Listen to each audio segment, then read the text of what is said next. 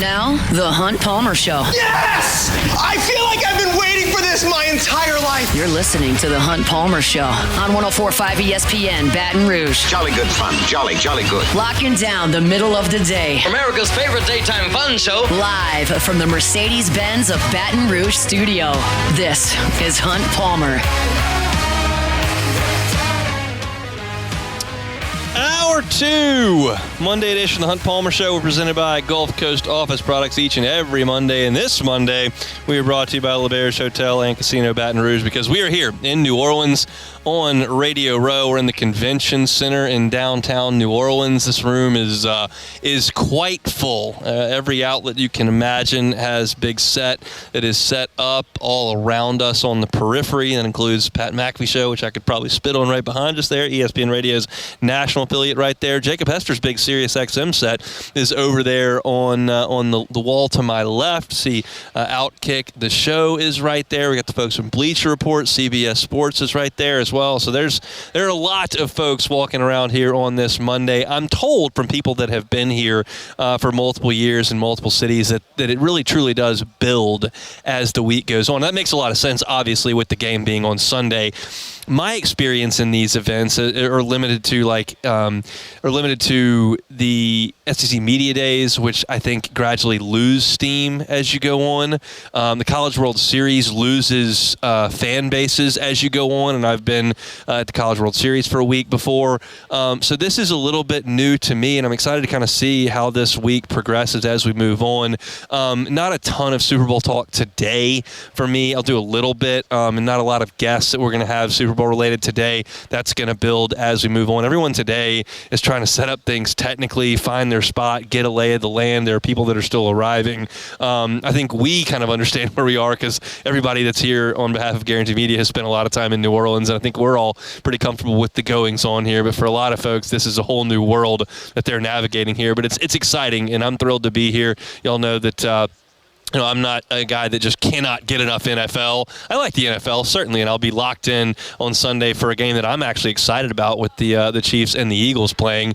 But even me, as the kind of the fringe NFL fan who just kind of enjoys it casually as opposed to it lives and breathes it, which a lot of folks do, this is a cool event to be at, and I'm thrilled that the folks at Guarantee could allow us to make this our home for the week. And thanks for the folks at LeBare's Hotel and Casino that have afforded us this opportunity as well. So as I say that, with all that lead up, talking a bunch of football, let's talk about college baseball, shall we? I think that'll make some of y'all smile. I've been doing a daily series at LouisianaSports.net profiling every position on the baseball field. We started at catcher and went around the infield. We wrapped up the infield at the end of last week, and then over the last 3 days we've talked a little bit of outfield up on the site. And I want to spend today talking about left field and center field. I think they both tie in, and I'm optimistic about what LSU's got at those two places.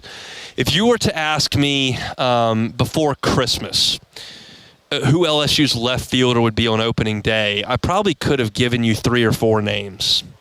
I would now be really surprised if it's not just one guy. I think LSU's left fielder is Derek Curiel, and that is exciting. He had another great weekend over the weekend. That kind of layering on the great fall he had when he nearly hit 400. He, from what I was told, has been the second best hitter on the team, really since the fall. And first was obviously Jared Jones, who hit another home run this weekend, just a missile out to left field. But after Jared Jones, who's a guy that is a first-team preseason All-American, a guy that is likely going to finish in the top 3 all-time in LSU home runs when this season is over, one of the best hitters in college baseball, Derek Curiel is next on this roster. That includes Stephen Milam. That includes the Michael Braswells and Josh Pearsons of the world. That includes, young players and older players. Ashton Larson, who had a great freshman season and hit the ball really well on the Cape. Right now, Derek Curiel is the second best hitter on LSU's team. And that's super exciting. He's such a talented hitter. He's got such a quick, short swing. He hits a ton of line drives. He finds a lot of holes. He runs pretty well. He's going to be a plus defender for LSU in time, and I think that there's reason to believe that this is potentially the next star at LSU. The question with Derek Curiel is how much power's in the bat. We just don't know. I don't expect a lot this year.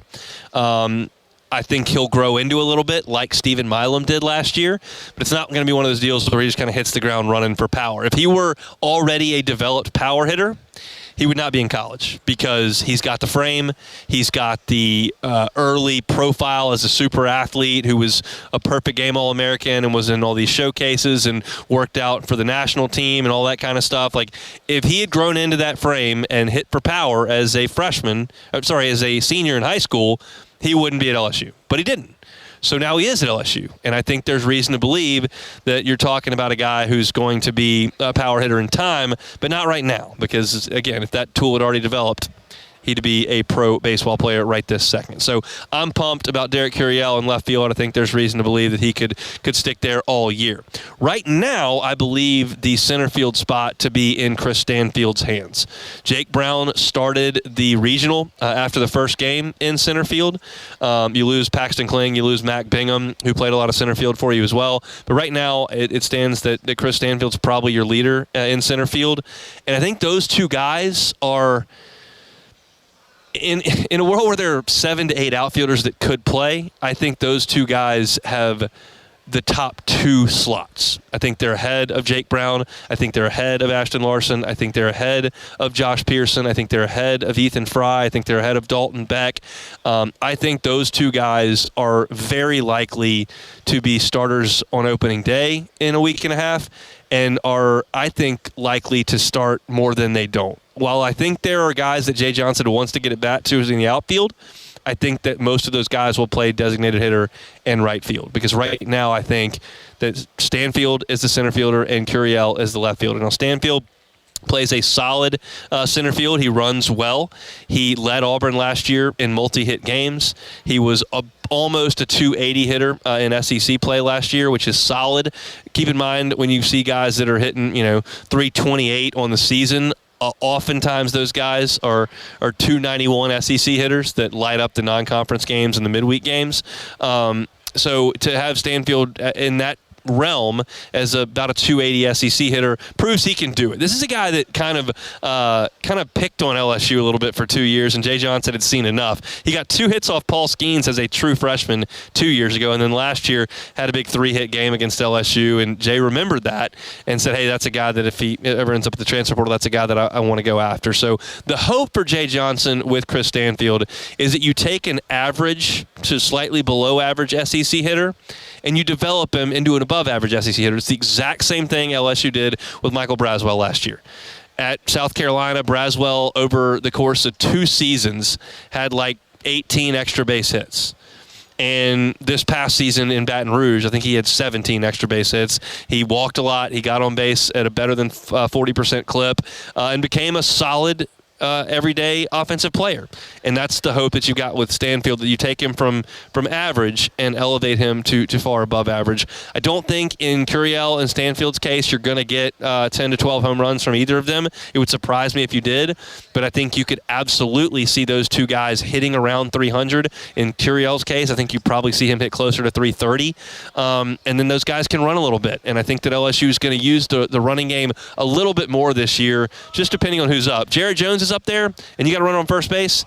They're not going anywhere because Jones can knock them in pretty quickly with a 2-run homer or a gapper, and if you steal and you got that guy on second base, you open up a base for them to pitch around Jared Jones. So you got to pick your spots with when you want to be aggressive and run. But those two guys, I think, can run a little bit, and I do expect LSU to incorporate that into its offensive attack. Jay Johnson said at his media day availability before practice started, like, last year we got a little bit too reliant on Tommy White and Jared Jones hitting home runs. We got to be a little bit better about manufacturing offense, and that's part of this deal. They're going to hit and run and steal a little bit more, and I think those two guys absolutely factor in. So nothing set in stone, still almost 2 weeks out from opening day, but I think right now you could bet You could bet a couple of nickels that Chris Stanfield and Derek Curiel will be in the lineup on opening day in the outfield. As far as that third slot, I'm not ready to name that guy yet, and it may depend on who the pitcher is and who swings the bat better in some practices next week, quite frankly. So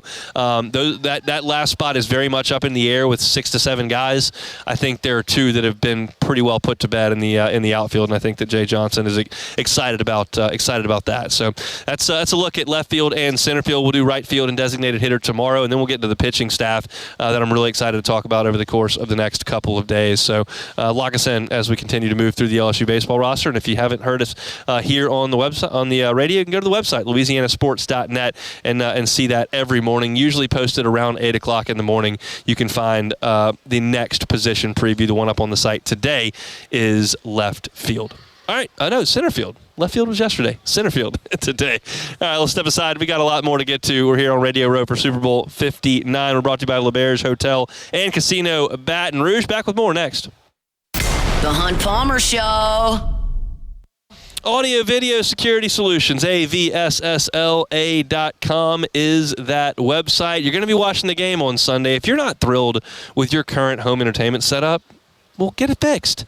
Audio Video Security Solutions is happy to help you out with that. They do something as simple as hang your television. If you're like me and you're completely inept and can't do anything around the house and you can't hang a television, Bo Wegman's our on-site engineer. He's laughing at me doing this live read. But that's the case. I can't fix anything. I can't hang anything. That's why Mitchell Fisher and his team at Audio Video Security Solutions came to my house when we moved, hung all the televisions. He can do that for you. He can also do some more high-tech stuff than that. He can do all of your wiring, get your surround sound, all controllable by the touch of a button on an app. It is so easy. It's so simple. And our customer service after the installation has been fantastic. Find them online at avssla.com. That's Audio Video Security Solutions.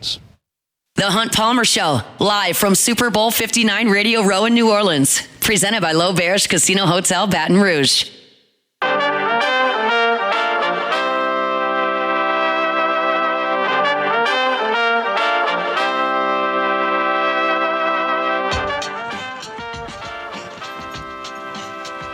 So we're here for the Super Bowl in New Orleans, as are thousands of other people.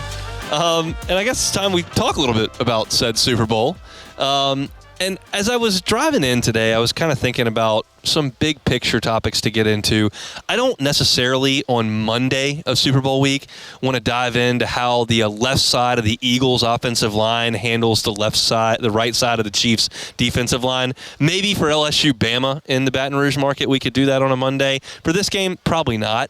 So I was thinking of big picture, like what's interesting about this game? Because I think that there are a lot of folks who feel a little apathetic towards watching the Chiefs again and watching the Eagles again. We just had this game a couple of years ago, and folks are thinking, well, these are two teams that we're a little bit sick of. And, I get that to an extent, but it's the same way that I felt when I talked about Josh Allen and and Patrick Mahomes going at it 2 weeks ago. It's like, it's greatness. I want to watch greatness. I didn't get sick of watching LeBron James and Steph Curry go at each other in the finals. That's a great finals. Those are two of the top 10 players in the history of basketball. And yeah, it's the fourth time I've watched them in the finals.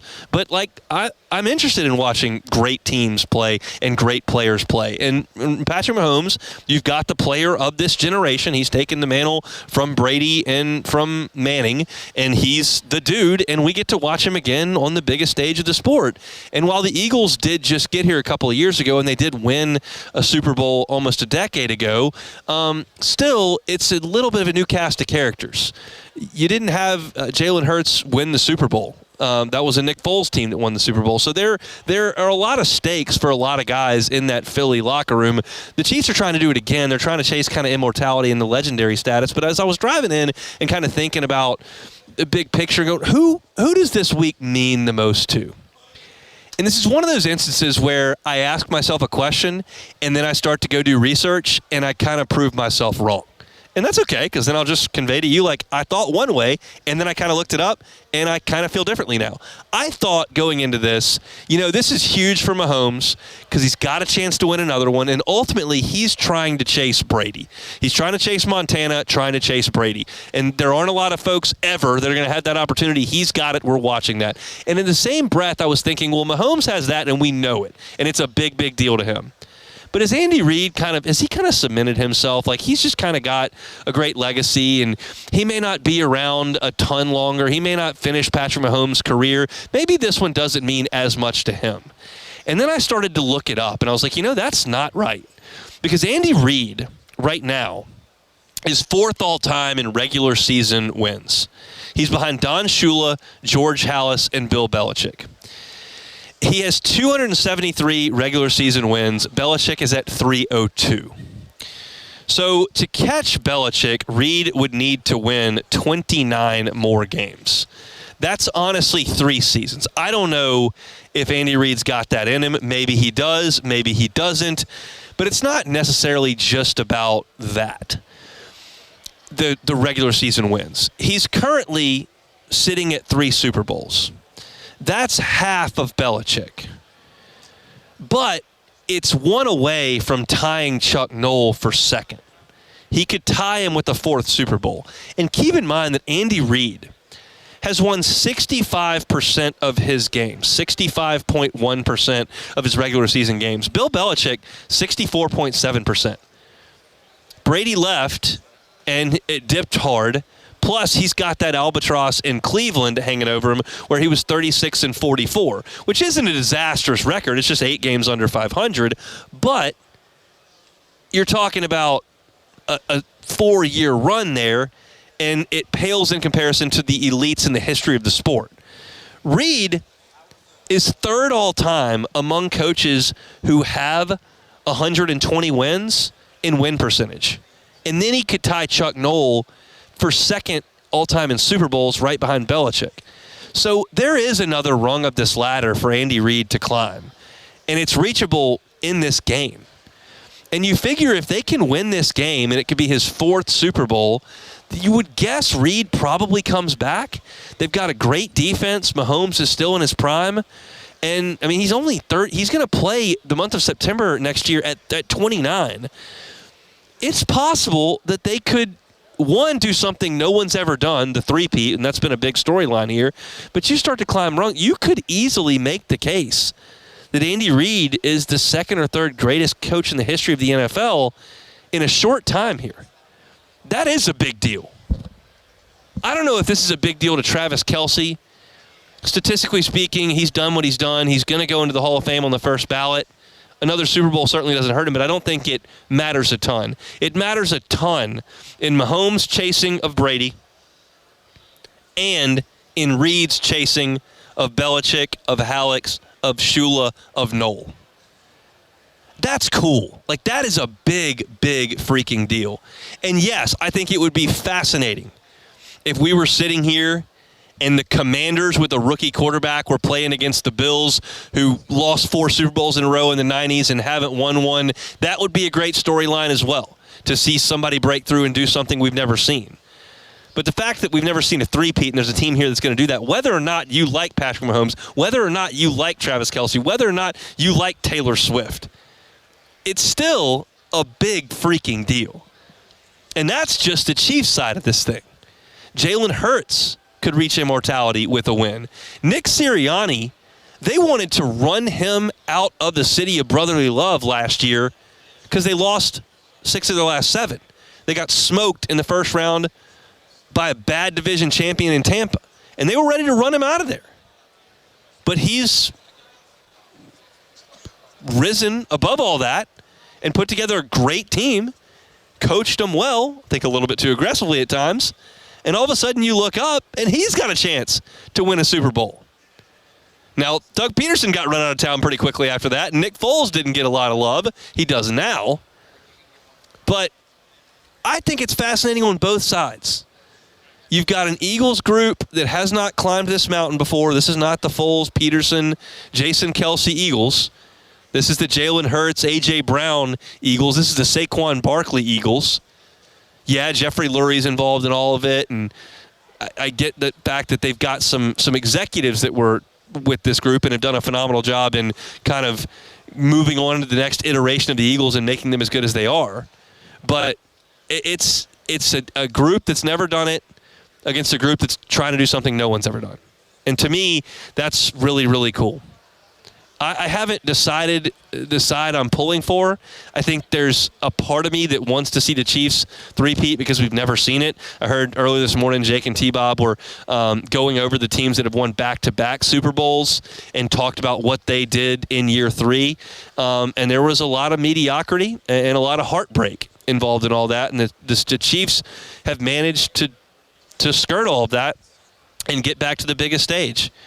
You'd be, I think, foolish to bet against him at this point, but I think that is dripping with drama. And I think that this game on Sunday that we'll eventually get to breaking down and certainly talk to a lot of folks about is going to have a lot of intrigue. And I think they're really good football teams, and I think that we're going to get a great game. I don't think the Chiefs aren't equipped to run away from anybody. They didn't run away from anybody all year. All they did was just make plays in the last 6 minutes of games to win them. And the Eagles certainly have run some folks over. They ran Washington over in the championship game, but I don't think they're going to do it to that defense, not Kansas City's defense. Too good. So I think we're in for a great game on Sunday. I think the storylines around this game are really fun and interesting, and I'm excited to dive into it over the course of the next 4 days here and then to watch it on Sunday. We've got good, warm weather down here for the entire nation to lock in on this city that's the heartbeat of Louisiana, and I think we're in for a great week of entertainment and an awesome football game coming up on Sunday. So just an initial look at some storylines for Super Bowl 59. We are here thanks to our friends at L'Auberge Hotel and Casino in Baton Rouge on Radio Row. We'll be here. It'll be OTB, Hunt Palmer Show, and AFR all week long from right here in the Convention Center in New Orleans. So going to be a lot of fun to hang out all week long. Come back. We got 30 minutes to go. It's a Monday edition of the Hunt Palmer Show presented by Gulf Coast Office Products. The Hunt Palmer Show. Genesis of Baton Rouge. GenesisofBatonRouge.com is the website. Every car that is on the lot at Genesis of Baton Rouge at Airline and PQ is online at GenesisofBatonRouge.com. That makes shopping really easy, and they make shopping really easy at Genesis Baton Rouge. You can start your process online. If you see something you like, let them know. Say, hey, I'd like to get behind the wheel. You don't even have to go to the dealership to make that happen. You don't have to go to Airline and PQ. You can just have them come to you. They'll drive to your office. They'll drive to your house. You'll get behind the wheel of one of the brand ambassadors riding shotgun, and they'll show you all the incredible features of this luxury line of vehicles. And if you decide, hey, this is the car for me, awesome. You're not going to have to go to the dealership at that point either. They do digital delivery. They do no e-contracts. And you can be on your way. And every single new Genesis purchase comes with a 10-year, 100,000-mile warranty. It's Genesis of Baton Rouge. You can find them online at GenesisofBatonRouge.com. You're listening to The Hunt Palmer Show, brought to you by Gulf Coast Office Products.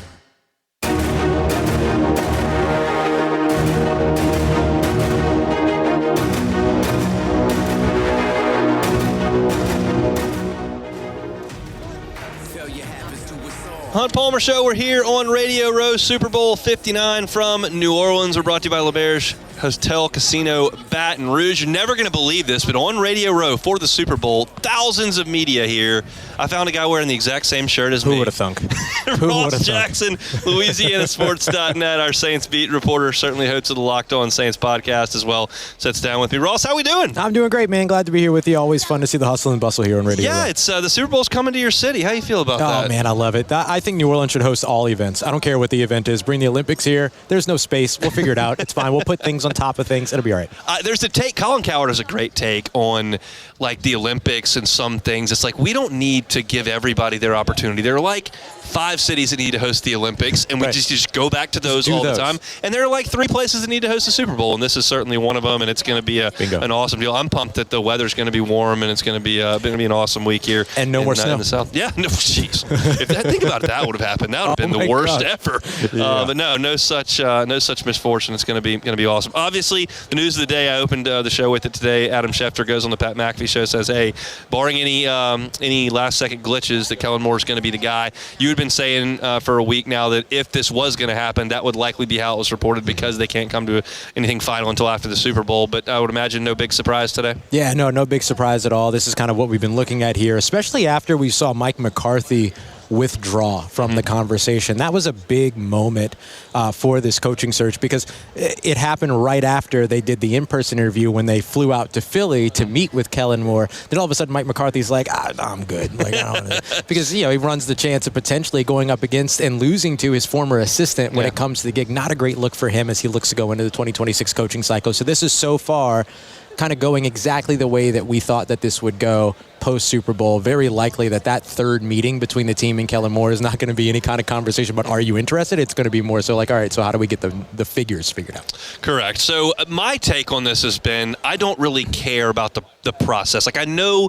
the optics weren't great, but I've seen plenty of gorgeous coaching searches yield a bad result. I've seen plenty of mangled ones yield a reasonable result. So, like, I don't really care about that part. I just care about the result. The result is Kellen Moore. How do you feel about the way this carried out over the last 3 weeks and then ultimately how it arrived at the final spot? Yeah, it was certainly a roller coaster, to say the least, for New Orleans, right? You get these guys that are kind of the favorites, and then you get certain people that are pulling out and kind of withdrawing and things like that. And so the optics were kind of up and down all throughout. There's no doubt about that. But I think when you end up landing on a 30-something-year-old offensive-minded guy that is considered a genius at his craft and that has the ability and experience, having coached with Dallas, having coached with Los Angeles, the Chargers, and having coached in Philly, to bring in and assemble a staff that could support around him, I think that's a pretty good place to land. My biggest question mark around Kellen Moore was simple. Does he have kind of the umph, the gusto, the fire, the ferocity to be a head coach?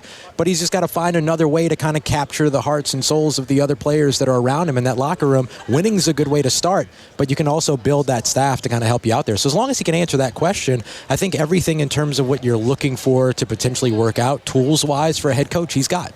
It appears, I did a quick search, I think he's the youngest coach in the NFL when he takes the job. I've got a bunch of guys listed out right here that were younger than him when they took jobs, but that's their current age there. So yeah, he's 36 and that is young. Yeah. It doesn't make him an outlier when you start to look at some of the other names on that list. There's a bunch of coaches in the NFL that are between 36 and 41 years old. Yeah, absolutely. And it makes me wonder, sitting here at nearly 35 years old, what am I doing? What am I doing? Why don't I have a head coaching job? You're on Radio Row. Yeah, How does it get any better than that? It's not bad. Yeah, but like you look at this list, right? Ben Johnson, Zach Taylor, D'Amico Ryans. We'll see what happens with Liam Cohen, but like Sean McVay. And Sean McVay took over when he was what? 30 years old, right? So like we've seen this as the trend to go and get the young, unproven guy and give them an opportunity to prove themselves, unproven as a head coach, right? Proven elsewhere, but unproven guys, as opposed to going out and finding the guys that have been there, done that. And like if you want a better comparison of that or a better sort of, I guess, illustration of that, Kellen Moore, Mike McCarthy, and look where the New Orleans Saints are headed. Yeah, I liked Kellen Moore's offensive track record. He had a season when he was the Cowboys offensive coordinator. They led the NFL in touchdowns. I think this year with a team that looks different than Dallas with Philadelphia, they've leaned heavier on the run game and have been really good at scoring points. And you've had three different organizations that have trusted him to run their offense to this point, which I think says a lot about him at a young age. What do you like about a Kellen Moore offense that you've observed? Yeah, I like the chameleon nature of it, right? He does a really good job of blending his offense to the talents of the players that are on the roster. We've seen that not work or not happen here in New Orleans. You go back to the Pete Carmichael days, it just felt like talent wasn't being maximized. And in this sort of scheme or system that we've seen from Kellen Moore, he's done a really good job of doing that, right? When he had Dak Prescott and he had him playing at an MVP level up until the injury, they were leading the league in passing for that time. Then you go to Philly, or rather you go to Los Angeles, things are a little shaky there, but things were really shaky under Brandon Staley as a whole, right? A lot of those issues there were like in-game clock management, game management type things, but got Austin Eckler going in the passing game again, was able to finally get Keenan Allen working as a number one wide receiver, getting Justin Herbert to get the ball out of his hands quickly and kind of command the offense a little bit more, see the field a different way. Kellen Moore, as a former quarterback, has the ability to kind of translate all that. Then you go over to Philly, and they're like, hey, here's Saquon Barkley. And he's like, great, let's run him a lot because he's really good. And then you get a 2,000-yard rushing season out of Saquon Barkley, MVP-level play, if MVP wasn't a quarterback award. And now he's coaching in a Super Bowl, right? And so I think that's the thing that you really like is you see a guy here who can at least bring an offense that maximizes the talent that's on that roster. Do you think he's going to bring a defensive coordinator that's potentially got head coaching experience? I mean, does he need to have somebody on his staff that's been in that chair before, or is that just me kind of projecting? No, I think there's value there, right? To have somebody around that's kind of been there, done that, but that isn't going to be, you don't want to bring somebody that's going to be a threat to you. You know what I mean? Like that's a real concern. concerned. I don't know if he's really concerned about it. I know I would be if I'm a first-time head coach. But so I think that there's that piece. But then the other part of it, too, is you're going to want a defense that you know works. You don't want to get a first-time head coach running your offense and then a first-time defensive coordinator calling your defense. Go and get something that has been proven that you've seen somewhere. I'd be asking Vic Fangio, are you married to the Philadelphia Eagles or are you married to complementing an offense that complements your defense? I'd be calling up Brandon Staley being like, listen, bro, I know you hired me, but I'm finna hire you. You know what I mean? Because when Brandon Staley was with the Los Angeles Rams, that was a fantastic defense on a team that was known for its offense. And so can you get Brandon Staley to come and do what it is that he does well? He's assistant head coach is the position he's holding right now with the Niners. And so get him over and have him do what it is that he does well as a defensive coordinator. Not a good head coach doesn't mean you're not a good DC. And then be able to kind of find a guy there that's had a little bit of that experience and might be able to say, hey, avoid this, do this, try this, all those other things, kind of have that confidant. I know that you wrote at LouisianaSports.net last week about the potential snag with Derek Carr being in place last week, and then maybe that's been ironed out. What do you make of Kellen Moore, Derek Carr, and what the future may hold there? Yeah, it's really interesting. It's funny. First of all, those two played against one another in college. Yeah, they did. Boise State, I've learned, not Boise, right. Boise, and Fresno State. Really cool stuff there. But look, my understanding is that a lot of that sort of chatter was people speculating why Kellen Moore might not take the job more than it really was Kellen Moore saying, I don't know if I want that job. You know what I mean? It's like, oh, if he didn't, well, this is why that would make sense. And really the reason comes down to you don't have a future with Derek Carr, right? Not a long-term future. He's going into a age 34 season. I say as I'm going to my age 35 season. As You've got a longer future in the game than he does. But, right, like, so there's just a lot more that's being asked of him, right? And so, like, there's not a long-term situation there. You've got two young guys that have shown some promise within their coaching staffs and things like that, but you don't have that quarterback on a rookie contract with multiple years of starting experience. So you don't have a future at the position. Here's the thing. That might be true, but for Kellen Moore, that means he gets to build the future at that position. And he, as a former quarterback, I'm sure, understands the value of that. No doubt. So the question now becomes, this is a new era for the Saints. And you could argue that the Dennis Allen era was a little bit of a continuation, especially with Pete Carmichael in place, and they just tried to keep the band together. That didn't work. This is the first time that you've actually got a little bit of overturn here. How different do you expect things to be this offseason and moving forward? Do you still think, hey, it's still Mickey Loomis, it's still Dennis Lauscha, it's still Kai Harley, it's still all those guys that have been there? They're just bringing in their next little piece. No, I think there's going to be a lot different. And some of it will be whether they like it or not, in a way, right? Because your quarterback coach, your offensive coordinator, your offensive line coach, and your running backs coach are all either leaving or potentially leaving. You have over on the defensive side a need for a defensive coordinator because you fired Dennis Allen, and so when you let go of Dennis Allen, you lost your head coach and your architect of your defense. And then you have a linebackers coach that's already left. So I think you're going to see a lot of turnover on the coaching staff. What happens with the roster is going to depend upon how they approach the salary cap. And so maybe not as much roster turnover right away, but then you're going to see that the next year. And so really what you're looking at is kind of a couple of seasons of change upcoming to kind of flip things and build everything in the vision of that new head coach, which I think is the right way for the organization to go from here. Do you think the Super Bowl just got more interesting for the Saints fans that are watching because their new head coach is going to be calling plays in the Super Bowl? I'll tell you what, it's a lot nicer for a fan to be able to say that the head coach that their favorite team just hired is a Super Bowl champion than it is to say that they're not a Super Bowl champion, right? You could say that they got to the Super Bowl, but either you're saying they won or you're saying they didn't. So I do think that this Super Bowl, all of a sudden, which is being played in their very backyard, becomes very, very important, or not very important, but becomes very entertaining, very interesting, very intriguing for Saints fans that want to know, hey, does the new head coach that's about to take over my favorite football team, do they have a ring on their finger because of what they were able to do the season before they were hired? I think it's a good situation for Saints fans. What does your work week look like as far as what you're going to be bringing us for .net and as well as Locked On Saints? I'm sure it's going to be pretty busy. I was about to say the answer is yes. What does my work week look like? Yeah. No, I mean, it's a lot. I mean, obviously, like multiple major stories around the New Orleans Saints today that we're covering over on the site, not straying away from any of that. And then looking at, current head coach, current coaching staff exits and things like that we've already seen, and then looking ahead to the draft as well and free agency in between. So there's just so much, because the next thing you're looking at when you hire Kellen Moore, or when Kellen Moore, if Kellen Moore is hired, however you want to say it, is how does he build out the rest of his coaching staff? And then how does that impact the roster? So we'll be breaking all of that down over at LouisianaSports.net and on Locked On Saints. I'll let you get right back to it right now. Appreciate it, Right Ross. at it, man. Thank you. He's Ross Jackson, LouisianaSports.net Saints beat writer, also Locked On Saints. Going to be busy week this week for him, and then next week we imagine there will be a press conference, and they'll push off the dock with the Kellen Moore era coming up very quickly. We'll come back, close out this Monday edition of the Hunt Palmer Show. The Hunt Palmer Show. HighlandIG.com is the website. I know insurance is not the most fun thing in the world to talk about. I did it for 7 years. I know it very, very well, but it's important. And if you're a business owner and the only thing you know about your insurance is that it's expensive and you hope you're covered for some stuff, probably not the best way to go about it. The Highland Insurance Group is not a magic bullet here that's going to come in and cut 20% off your premiums. That's not realistic in the marketplace right now, but they can make sure that your insurance is placed properly with the right coverages at the right rate.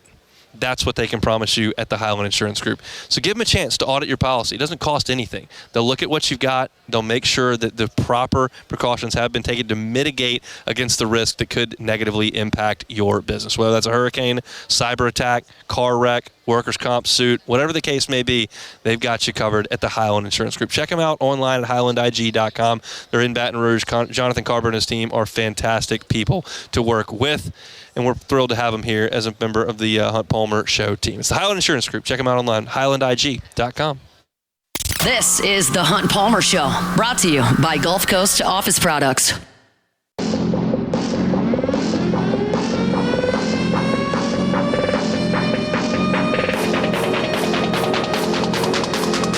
104.5 ESPN Baton Rouge and Citizens Bank and Trust want to help cover your car payments. It's a $5,000 grand prize with a bonus chance to win free car washes from Benny's Car Wash for 6 months. We're also letting you earn extra entries by subscribing to our LouisianaSports.net daily newsletter. To sign up, visit 1045ESPN.com.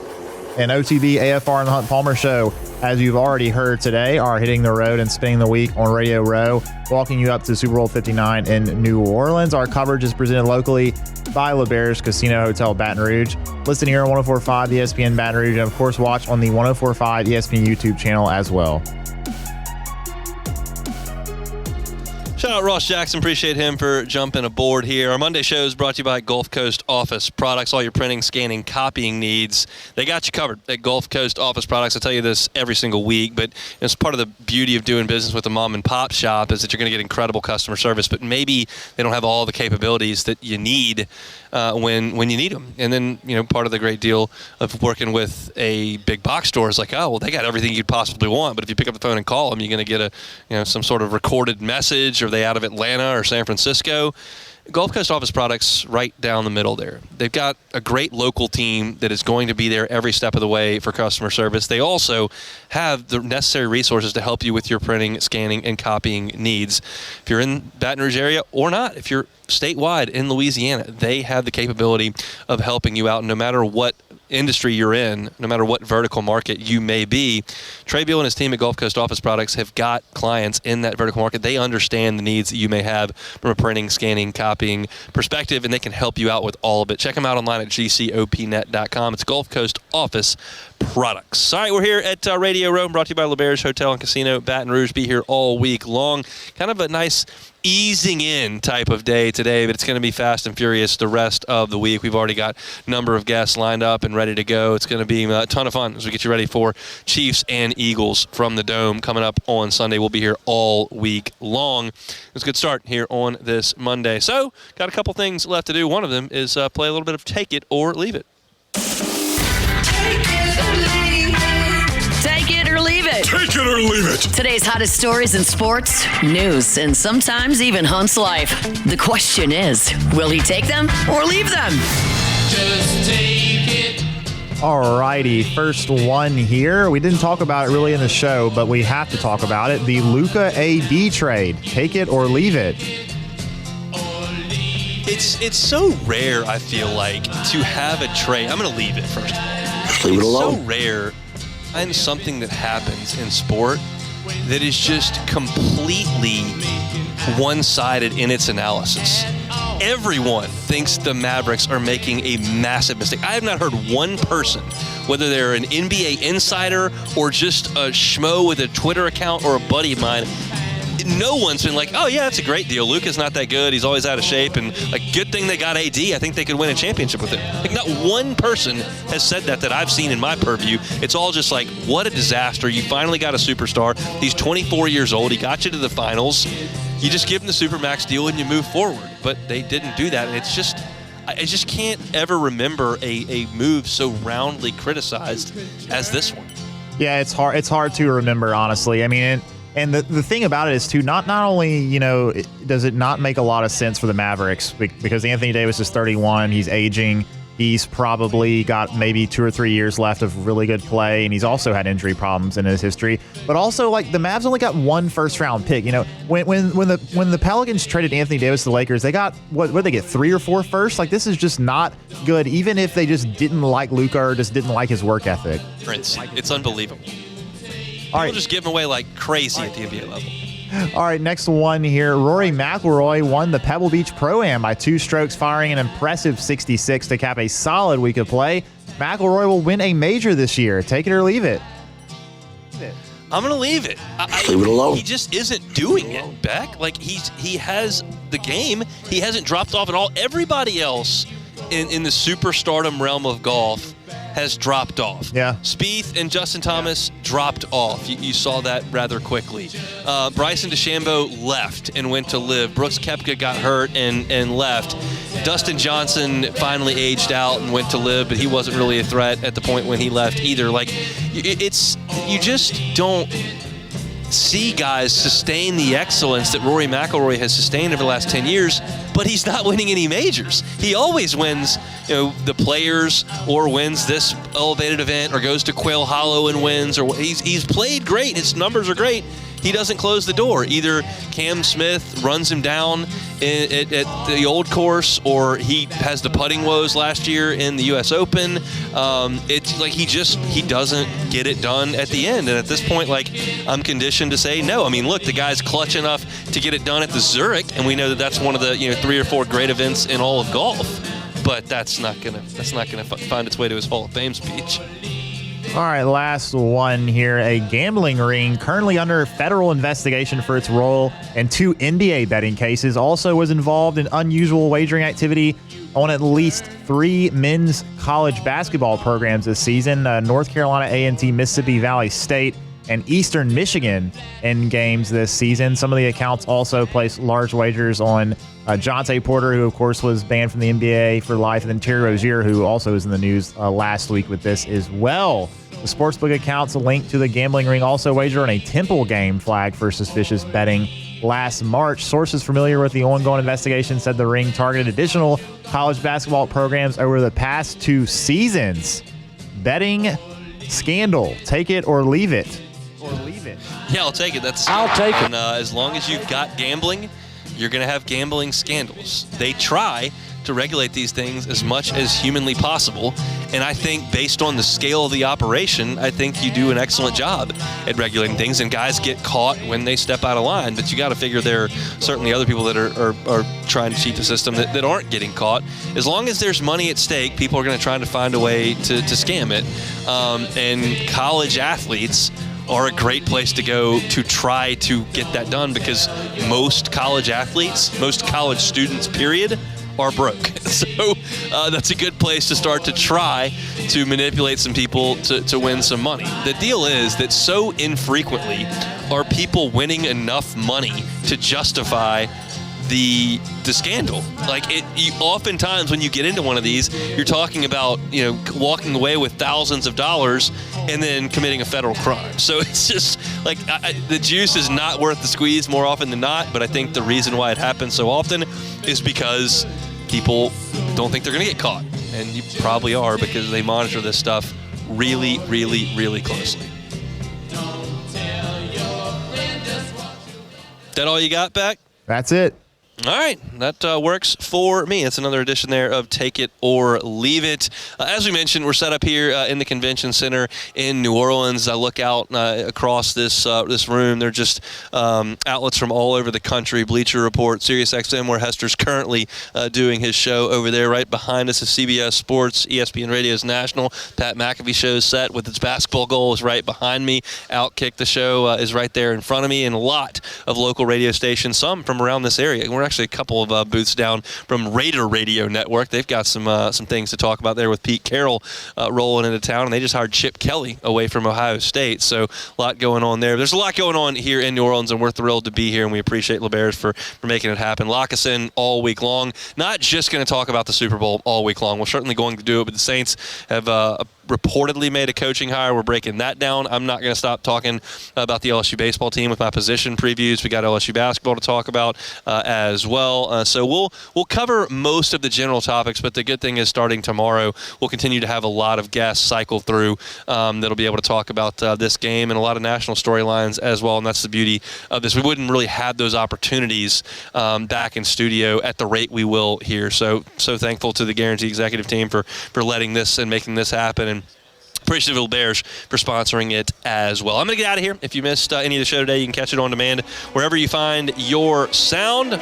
Find the Saints coverage, Hunt on Saints, and LSU coverage, Hunt on LSU, LouisianaSports.net as well. Matt's going to drive you home from Radio Row as well. I'm going to go right for the website. The Hunt Palmer Show.